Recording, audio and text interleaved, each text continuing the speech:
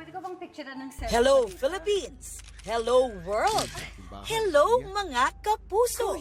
Dahil mapapanood na ang Pinoy Big Brother dito sa GMA Network. Matapos ang 20 taon ng pagiging tahanan sa magkakaibang tao, ay matutupad na rin ang isang pangarap na collab mula sa dalawang leader ng content creation, ang GMA at ang ABS-CBN.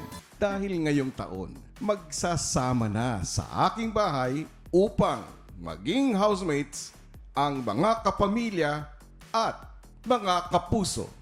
Papasok sa bahay ni Kuya ang mga kapamilya at kapuso. Sa susunod na pagbubukas ng aking bahay, mga bituin ang aking papatuloyin dahil ang housemates na magsasama sa ilalim ng isang bubong ay mga kapuso stars mula sa Sparkle at kapamilya artists mula sa Star Magic.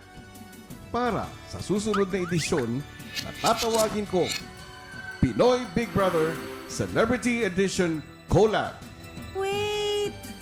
What? From Sparkle? And from Star Magic? Tama ba yung narinig ko, Kuya? Tama ka, Ian.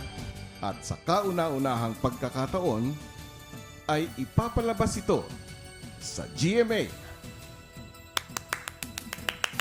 Oh my gosh! Nakakaiyak! Bukas, isasagawa ang contract signing ng executives ng GMA Network and ABS-CBN sa loob mismo ng bahay ni Kuya.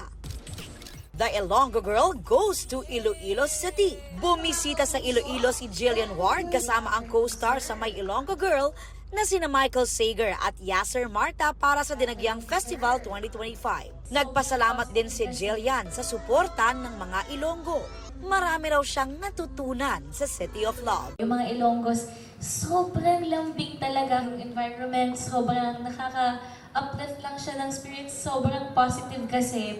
Siyempre, I love how loving Ilonggos are. Si Michael, grateful na nagkakaintindihan daw sila ni Jillian kaya natural ang kanilang chemistry.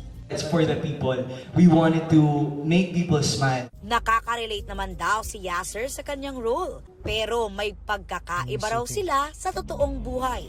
Grabe kasi yung character dito ni James, pero siguro I can relate dun sa pagiging may pagka-hopeless romantic din siya. Siguro I can relate dun sa kung gaano niya kamahal si Venice. Literally sealed with a kiss ang panalo ng Kansas City Chiefs sa AFC Championship. Truly an enchanted moment ang pag-kiss ni na Taylor Swift at Travis Kelce sa field pagkatapos ng laban. Ito na rin ang ticket ng Kansas City Chiefs para makapasok sa Super Bowl. Para sa GMA Integrated News, ako si Aubrey Carampel, ang inyong saksi. Mga kapuso, maging una sa saksi. Mag-subscribe sa GMA Integrated News sa YouTube para sa iba't ibang balita.